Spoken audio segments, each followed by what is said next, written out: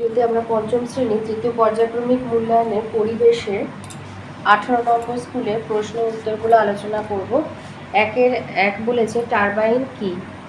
এটা তোমাদের বইয়ের 135 পৃষ্ঠায় নানাভাবে বিদ্যুৎ গল্পেতে রয়েছে। লিখবে বিদ্যুৎ কেন্দ্রে একটা মস্ত পাখার মতো দেখতে একটা যন্ত্র থাকে, তাকে টারবাইন বলে। 1-2 বলেছে অপ্রচলিত শক্তি কাকে বলে।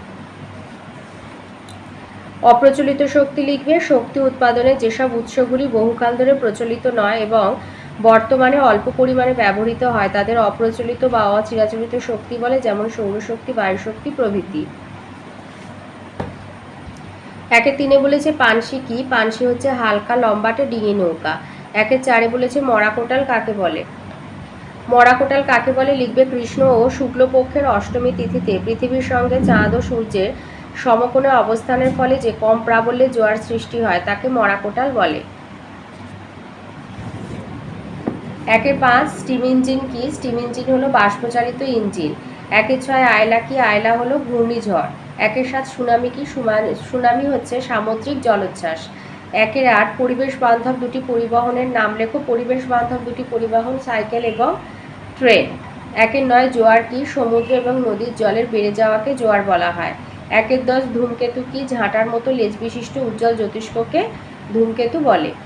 2-এর দাগে শূন্যস্থান পূরণে আসি। 2-1 পশ্চিমবঙ্গের প্রধান খনিজ সম্পদ হলো কয়লা। 2-2 জলবিদ্যুৎ কেন্দ্র আছে ভুটানের কাছে ঝালংয়ে। 2-3 মানুষ বওয়া রিক্সা ব্যবহার শুরু হয় 1900 সাল থেকে। 2-4 এদেশে যাত্রী নিয়ে প্রথম ট্রেন চলে 1853 সালে। 2-5 কাগজের ইংরাজি নাম পেপার হয়েছে প্যাপিরাস থেকে। 2-6 চীন দেশে প্রথম কাগজ তৈরি করা হয়। 2-7 টেলিস্কোপ তৈরি করেন গ্যালিলিও গ্যালিলি। 2-8 চাঁদ আছে পৃথিবী থেকে প্রায় 4 লক্ষ কিলোমিটার দূরে। 3-1 দাগে আসি। 3-1 দিয়েছে সৌরবিদ্যুৎ হচ্ছে অপ্রচলিত শক্তির উদাহরণ। 3-2 মুখ্য জোয়ারের মূল কারণ হলো চাঁদের আকর্ষণ। 3-3 গৌণ জোয়ারের 12 ঘন্টা 26 মিনিট পরে মুখ্য জোয়ার হয়। 3-4 সূর্য থেকে পৃথিবীতে আলো আসে প্রায় 8 মিনিটে। 3-5 বিশ্ব বয়স্ক দিবস পালন করা হয় 1 অক্টোবর। 3-6 শিশুদের লেখাপড়া করার অধিকার 14 বছর বয়স পর্যন্ত।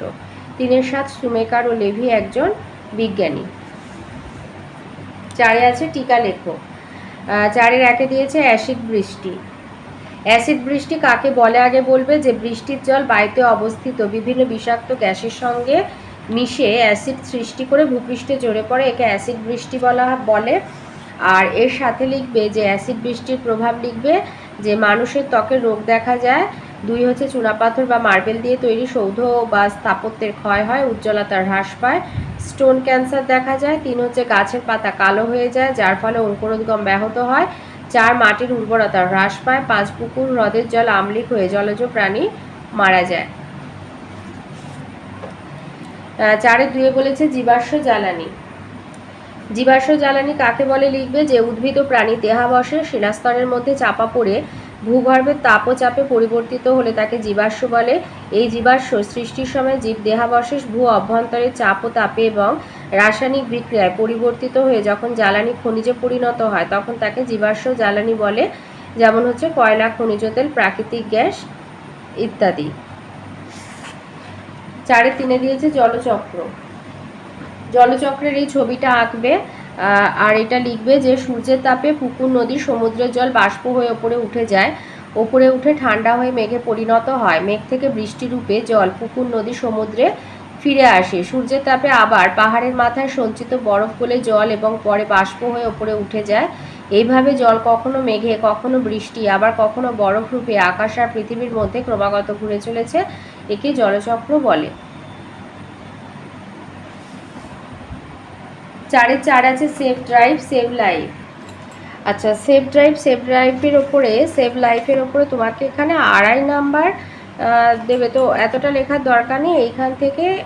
এইখান থেকে এই পর্যন্ত একটু লিখে দেবে যে মনে রাখতে হবে যে যারা মোটর বাইক চালাবেন তাদের মাথায় হেলমেট পরতে হবে, বিশেষ করে ISI মার্কা হেলমেট পরা উচিত। হেলমেট না পরার জন্য মানুষ দুর্ঘটনায় বেশি জখম হয়। এখন একটি নতুন আইন হয়েছে, হেলমেট না থাকলে জ্বালানি পাওয়া যাবে না। No helmet no fuel. রেষারেষি করে গাড়ি চালকদের উচিত নয়, মানে গাড়ি চালানো উচিত নয়, এতে দুর্ঘটনা ঘটে।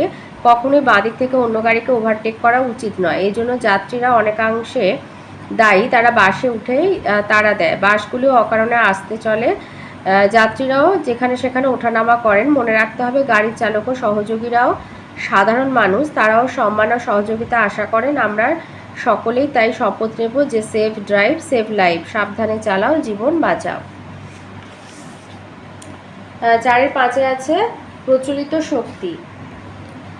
লিখবে প্রচলিত শক্তি কাকে বলে। লিখবে শক্তি উৎপাদনে যেসব উৎসগুলো মানুষ বহুকাল ধরে ব্যবহার করে আসছে এবং বর্তমানেও যেগুলির ব্যবহার খুব বেশি সেগুলিকে প্রচলিত বা চিরাচরিত শক্তি বলে, যেমন কয়লা, খনিজ তেল, প্রাকৃতিক গ্যাস, জলবিদ্যুৎ। আর সুবিধা হচ্ছে প্রচলিত শক্তি উৎপাদনে প্রাথমিক ব্যয় কম, আর 2 প্রচলিত শক্তির উৎপাদনের ক্ষমতা অনেক বেশি। অসুবিধা দুটো দিয়ে দেবে যে প্রাথমিক ব্যয় কম হলে উৎপাদন ব্যয় বেশি, 2 হচ্ছে এই শক্তি ব্যবহারে পরিবেশ দূষণ ঘটে, আর 3 এই শক্তির ব্যবহারের ফলে ফুরিয়ে যায়, এই শক্তিগুলি ব্যবহারের ফলে ফুরিয়ে যায়। 5-এর 1-এ দিয়েছে কয়লা খনি অঞ্চলে ধসের মোকাবিলা করা যায় কিভাবে, লেখো। এই উত্তরটা লিখবে কয়লা খনি অঞ্চলে ভূমিধসে কিভাবে মোকাবিলা করা সম্ভব। 1 হচ্ছে কয়লা খনি অঞ্চলে থাকা গর্তগুলিকে উন্মুক্ত ফেলে না রেখে বালি বা মাটি দিয়ে ভরাট করতে হবে। 2 হচ্ছে কয়লা খনি সংলগ্ন অঞ্চলে প্রচুর পরিমাণে গাছ লাগাতে হবে। 3 কয়লা খনিগুলি থেকে একসঙ্গে অধিক পরিমাণে কয়লা না তুলে কয়লা উত্তোলনের একটা নির্দিষ্ট লক্ষ্যমাত্রা রাখতে হবে। 5-এর 2-এ বলেছে সত্যিকারের শিক্ষিত মানুষ দেশের সম্পদ হিসাবে বিবেচনা করা হয় কেন। এই উত্তরটা লিখবে সত্যিকারের শিক্ষিত মানুষ দেশের সম্পদ, কারণ তারা সমাজে অন্যের কথা ভাবেন ও বোঝেন, কাউকে ছোট মনে করেন না, কাউকে ঘৃণা করেন না এবং পরিবেশের যত্ন করেন। 5-এর 3 হরপা বান কি, 4টি প্রাকৃতিক দুর্যোগের নাম লেখো। হরপা বান এটা লিখবে যে পার্বত্য অঞ্চলে নদীগুলি নুড়ি পাথর জমে অগভীর হয়ে গেছে, ফলে হঠাৎ প্রচুর বৃষ্টি হলে নদী অত জল বয়ে নিয়ে যেতে পারে না, তখন নদী দুকুল ছাপিয়ে বিশাল জলপ্রবাহ সবকিছু ধুয়ে নিয়ে নিচের দিকে নামতে থাকে, একে হরপা বান বলে। আর 4টি প্রাকৃতিক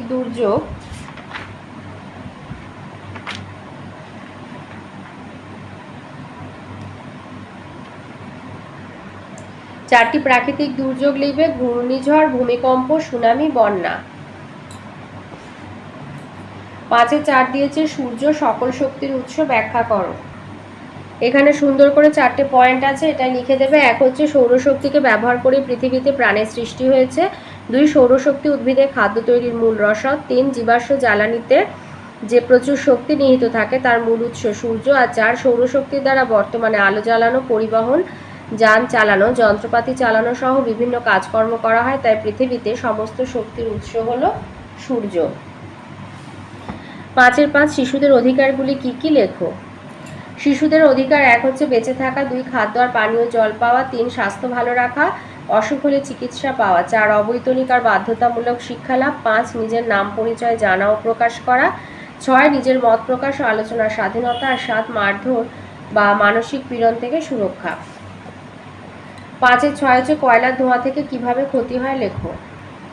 এইটা লিখবে যেমন হচ্ছে কয়লার ধোঁয়া, চোখে ধোঁয়া লাগলে চোখ জ্বালা করে, প্রতিদিন লাগলে চোখের ক্ষতি হয়। 2 শ্বাসের সঙ্গে দেহের ভেতরে ঢুকলে শ্বাসকষ্ট হবে, ফুসফুসের রোগ হয়। সৌধ বা স্থাপত্যের উপর প্রভাব, উজ্জ্বলতা হ্রাস পায়, গায়ে ক্ষত সৃষ্টি হয়। গাছের পাতার উপর প্রভাব, পাতা কালো হয়ে যায়, গাছের সালোক সংশ্লেষ আর শ্বসন প্রক্রিয়া ব্যাঘাত ঘটবে। বৃষ্টির জলের মাধ্যমে মাটির উপর প্রভাব হচ্ছে মাটিতে অম্লের পরিমাণ বৃদ্ধি পাবে, ফলে মাটির উর্বরতা হ্রাস পাবে। তো এই ছিল আজকের আমাদের পঞ্চম শ্রেণীর তৃতীয় পর্যায়ক্রমিক মূল্যায়নের পরিবেশের 18 নম্বর স্কুলের প্রশ্নের উত্তরগুলো।